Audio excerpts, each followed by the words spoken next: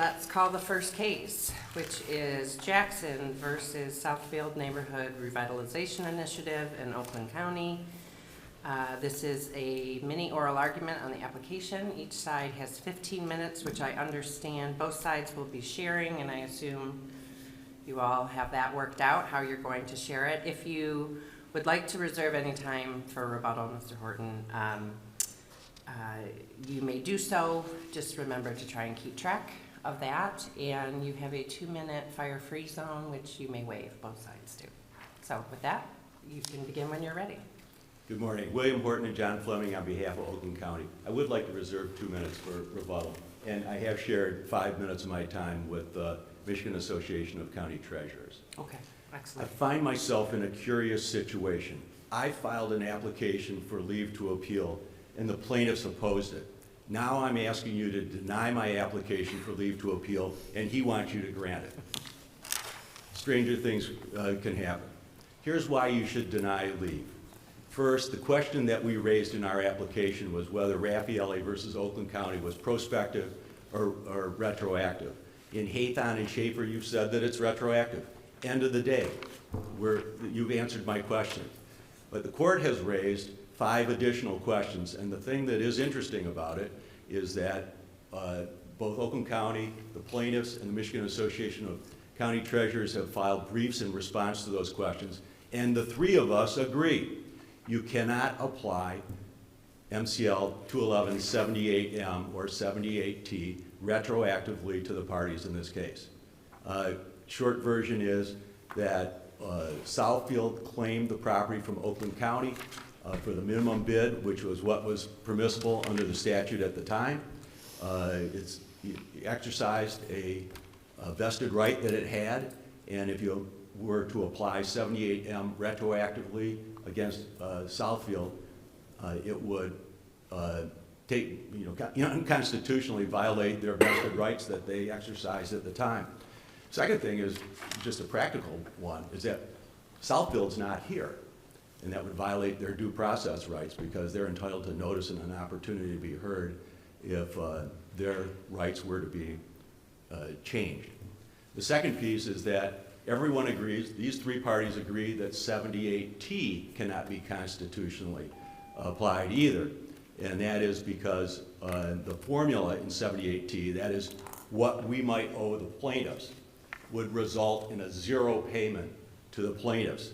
And we've had these properties appraised. We know that there is surplus value in them. In other words, the value of the property at the time of the foreclosure exceeds the minimum bid. Under Raffaelli and under Hall versus Meisner and under the Court of Appeals decision, basically the ruling is that we owe them the difference between the fair market value at the time of the foreclosure and the minimum bid. Under the statute, it would result in a 0 because the statute says you take what we received and you subtract the minimum bid from it. We received the minimum bid. If you subtract the minimum bid, it's 0. These 3 parties agree that you can't do that constitutionally.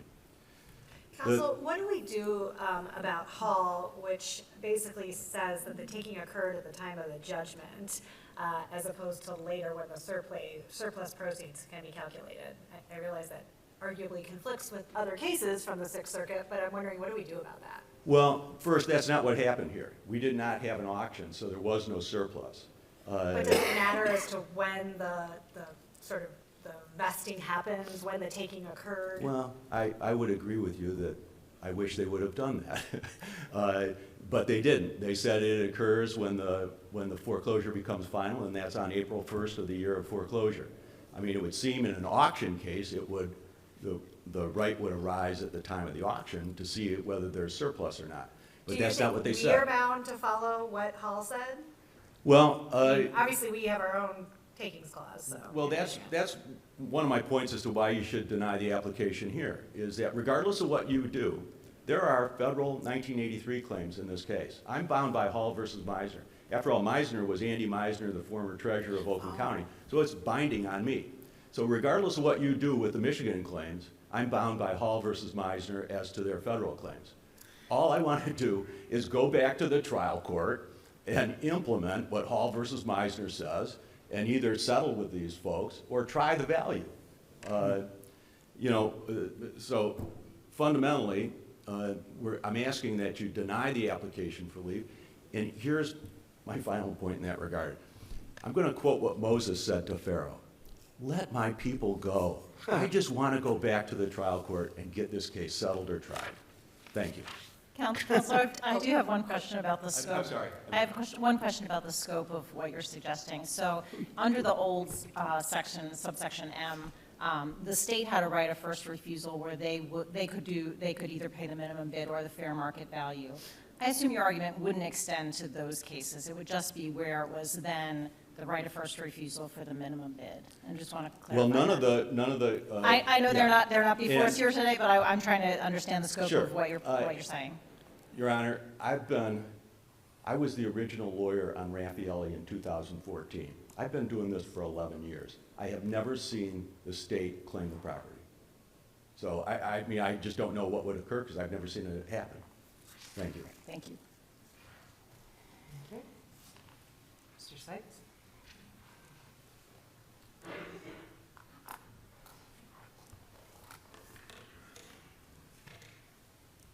Good morning. May it please the court, Ted Seitz appearing on behalf of the Amicus Party of the Michigan Association of County Treasurers, which is comprised of elected county treasurers from Michigan's 83 counties, most of whom act as the foreclosing governmental unit under Michigan's General Property Tax Act and are statutorily obligated to uphold its provisions, including those tied to tax foreclosure proceedings within MCL 21178.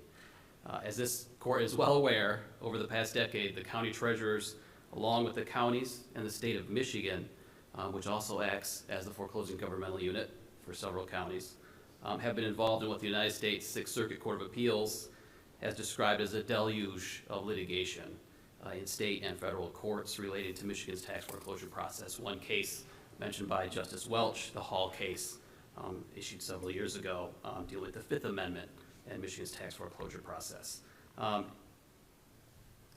Recently, in fact, about 10 days ago, the Sixth Circuit Court of Appeals issued a decision authored by Chief Judge Sutton in the Howard versus Macomb County case, which upholds the constitutionality of our process under the Fifth Amendment and Takings Clause, goes into detail on that process and how it works going forward and how that process makes it so that going forward there's no takings at all for these similar situations that we had pre-2020 before the act. And that's really the focus today of my discussion. That is a case that was not in any of the briefing. I think maybe the first time it was mentioned was in the joint motion for me to participate in oral argument. I believe the Pacific Legal Foundation's amicus brief, I know they're going to speak as well, is really focused on the constitutionality of 78T in that process. But again, I would point the court to Judge Sutton's opinion, well-reasoned, and as I think many of you know, Judge Sutton, expertise is the intersection between Michigan Constitution, other state constitutions, and the Fifth Amendment Takings Clause. So with that, unless the court has any questions, that's all I have. So would you, I mean, your position, I'm assuming, would be that the more recent case, there are aspects of it that essentially conflict with Hall as far as to when the, alleged taking would occur, Your Honor, I actually think that the Howard case is consistent with Hall and the Sixth Circuit's view that the takings occurs at the time that the foreclosure becomes final and the deed transfers from, that whatever party had it to the foreclosing governmental unit. Okay, thank you. Yeah, so it seems odd because I think as this is developed, you kind of have two tracks of when takings may occur or may not occur. But I believe, and again, looking at Howard and how Judge Sutton frames it in his opinion, I think that taking does occur at the time of when that deed transfers from the... But then if you have surplus proceeds and a process that they have upheld, then it's just not a taking anymore. Well, certainly going forward, right, under Howard, it's not a taking in this state, right, because we have a process and you have the opportunity under the Supreme Court's decision in Nelson to to get that surplus proceeds. But yes, I think to probably be pure, the taking would occur again at that time of the deed transfer. And that fits both these properties taken under right of first refusal, for which the county treasurers have no discretion on whether those, properties can be taken right of first refusal or not, per the Michigan Court of Appeals decision in Bay County, as opposed to, keeping kind of a separate track of when the takings occurs. Like, well, it may occur if there's surplus proceeds at auction, or, it may occur at a time, when the deed transfers to account for these right of first refusal. I think probably the pure time would be that time on April 1st of each year. Thank you. Thank you. Thank you. Okay, Mr. Smith?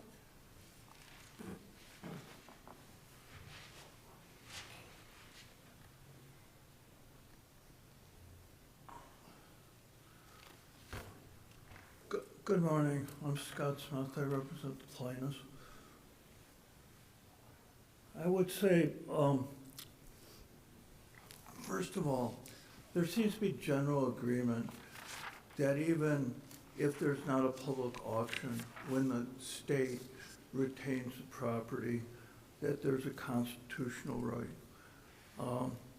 And that is totally clear in the federal law.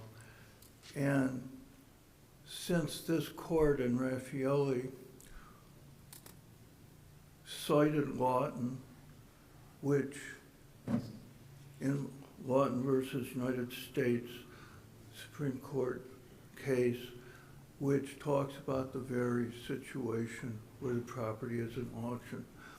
It's different when the government does it to you. So what's really at issue here isn't if there's a constitutional right. And it's a duty of this court to enforce a constitutional right, especially one that has been ruled upon by the Supreme Court of the United States. That becomes a rule of the law. So that's binding precedent. And so the way that in the Tyler case, they quoted Hall with approval, and they also discussed Lawton versus U.S. So, and Raffaelli discussed Lawton. So the rights of people whose properties are not auctioned is part of the Fifth Amendment right to just compensation. And so where we're at is these Jackson type cases, which I call surplus equity based on the analysis of Bowles versus Sabri, a recent case. These cases are really the offspring of Raffaelli and Tyler. And this court should not treat them as a stepchild or as some kind of second-class right. They're part of the same fundamental right for the government not to take your property without just compensation. And this court, going into the questions, this court has repeatedly shown its respect for the legislature. And that's at the core of the Hathon portion of the Schaefer decision. We have to look to legislative intent. The legislative intent in passing the statutes in December of 2020, there are actually two statutes. One, they amended 78M, or 211.78M to be precise, and then they augmented the statute with section 78T. And the intent was to codify. Raffaele made the taking in the context of taxes, where you take more than what the government is owed, unconstitutional. The legislature, in their compiling notes, said they wanted to rectify this. They wanted to amend and curify the statute. In section 2B1, or little b small italic, the statute specifically talks about making these rights retroactive. And the language in both statutes talks about sale and transfer.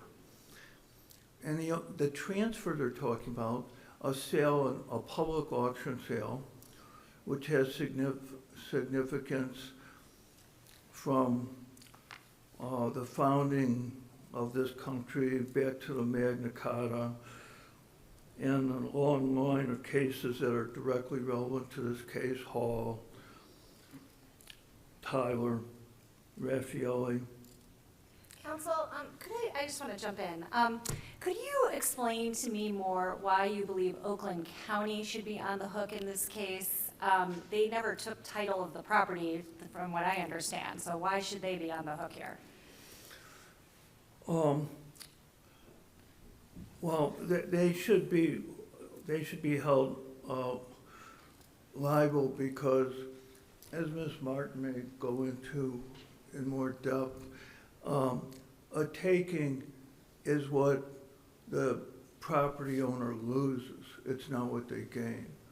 Should other people be liable?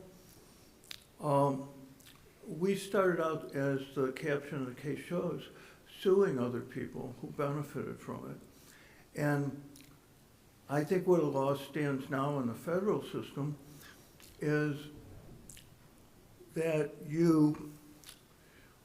these plaintiffs can't sue the city, but the county can sue them for unjust enrichment in the same case you quoted in Raffaele, Dean versus DNR, for unjust enrichment. And I can tell you, as a practical matter, Oakland County did sue the city of Southfield. And they dismissed it, but I'm advised by both attorneys that they had an agreement when Oakland County pays, they're gonna have some kind of contribution. So the way to handle that issue, which was brought up by the Michigan County of Treasurers, is to allow the counties to bring unjust enrichment cases against the cities or the sub-cities, which may be, as Ms. Martin said in her brief, may under certain law be liable because they're acting as government agents. So that's the way to handle it. The way the county's liable is because the Sixth Circuit said they were.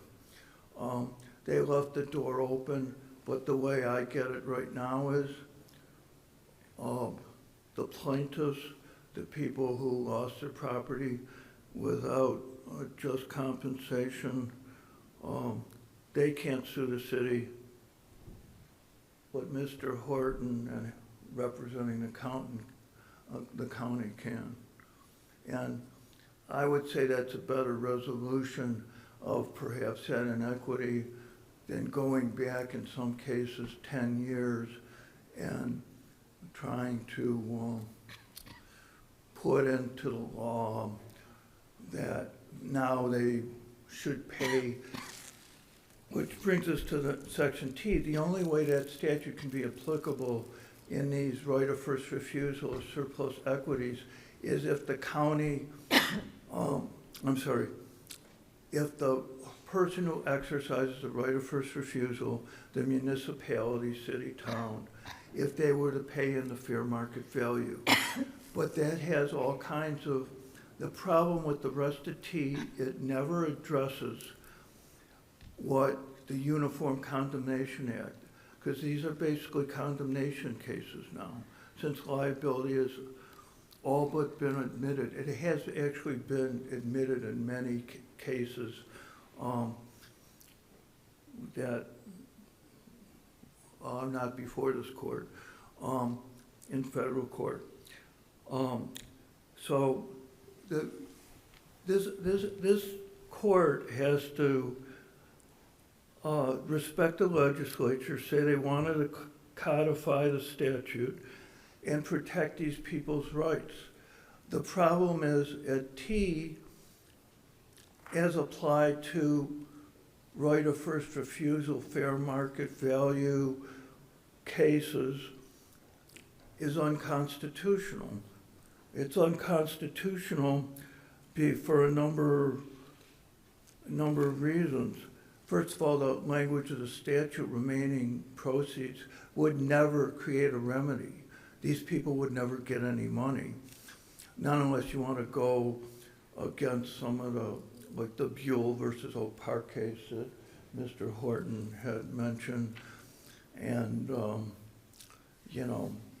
would go against that case and rearrange the rights from 10 years ago. I don't think that's a solution anyone really has any. Okay, I just note that you're at 4.5 minutes and Ms. Martin had reserved 5, if you want to switch, just so that you're aware. Wait, my time's up? Well, you're sharing the time, but Ms. Martin okay. has 5 minutes. Thank you.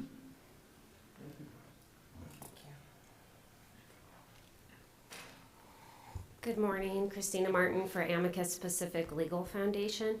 I want to touch on just a few points. First of all, the parties agree about what just compensation is to begin with, so it must include fair market value minus all the debts, the taxes, penalties, interest, and fees.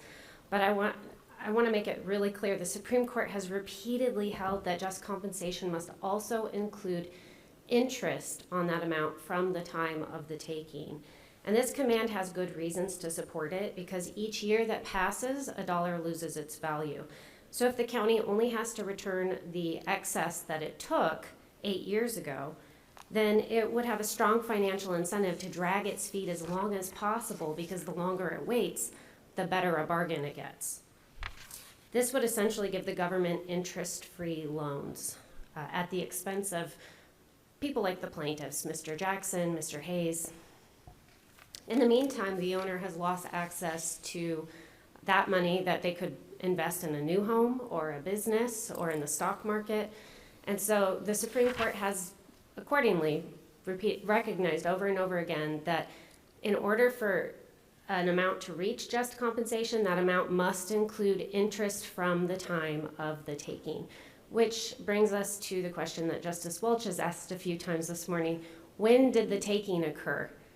Well, if you're inclined to disagree with the Sixth Circuit, then I will propose an alternative way to look at when the taking occurred. Raffaelli and this case essentially could be harmonized by taking a very simple view that the taking occurs when the county strays from its common law duty to fairly sell the property in a public sale and then refund the excess proceeds. In Raffaelli, you could say that happened when the county pocketed the excess money from the sale of the property. In this case, you could say that happened when the county skipped the auction and deeded the property over to the city. And if you find that's when the taking occurred, for instance, under the Michigan Constitution, it would be very easy then to hold both the county and the city jointly and severally liable for the taking of the property here. But as we mentioned in our brief, you needn't do that to allow the county to seek an unjust enrichment claim against the city or the private entity that got the excess. Unless there's any question, well, actually, I still do have time, sorry. There was one more point I think I should address really briefly, which is the question of Howard. I don't think Howard is helpful in this case or applicable in this case. Obviously, I have issues with Howard. I think that the The claim statute has constitutional problems because it requires property owners to identify and affirmatively preserve their future right to collect money before they often even realize they've lost anything. And most people, 95% of Michiganders, are missing this opportunity. 95% of people who lose their property to tax foreclosure. And so you needn't address that in this case, but I just want to make it really clear that I don't think Howard offers any insight into this particular case. It would be unconstitutional if you were to apply the claim statute in this case, even if it could be rewritten to allow for the difference between the fair market value and the debt to be paid. Even if you could rewrite the statute somehow to allow for that, it would still be unconstitutional because it does not allow for the payment of the surplus interest on the surplus equity. And on top of that, the plaintiffs here have been denied their right to just compensation for something like 8 years now. And so even if all the money is returned, they are still entitled to vindication of their constitutional right with an acknowledgement by a court, with an entry of judgment that says that their right has been violated. Thank you, Ms. Martin. Thank you. I'd like to make just 3 brief points. One, to get to the issue of when the taking occurs, it's really de minimis in these cases. These are right of first refusal cases. The foreclosure becomes final on April 1. Pursuant to the statute, I don't remember exactly what it says that has to be done, but it has to be done before the first auction. The first auction happens right after the 4th of July. So what you're really talking about is that the local community makes the demand under the right of first refusal sometime between April 1 and basically July 1. So it's very unlikely that there's any difference in the value of the property in that 2-month period. The second thing goes to what we've been talking about here is the amended statute. We have never claimed in this case that the plaintiffs are subject to the amended statute. It's never been addressed in the trial court. It was never addressed in the Court of Appeals. It's never been briefed before we got here. And so I don't think that it's appropriate for this court to offer basically an advisory opinion as to how the amended statute would apply to foreclosures that occurred before the statute was amended, never raised by the defendant, never addressed by the trial court or the Court of Appeals. The third point is that one of the questions was, why should the county basically be stuck with this? Well, the answer is the Sixth Circuit Court of Appeals has said so, and the Supreme Court of the United States denied our petition for cert. I'm stuck under federal law with that date. By the way, we did not sue Southfield. I want to just briefly address the 9 plaintiffs in this case. We've settled with 5 of them. We sat down with them and we made a deal with them. I just want to go back to the trial court and take the 4 that are left over, either see if we can get it resolved or determine what the fair market value is, subtract the minimum bid from it, and everybody can go home. So please, deny the application. Thank you. Thank you.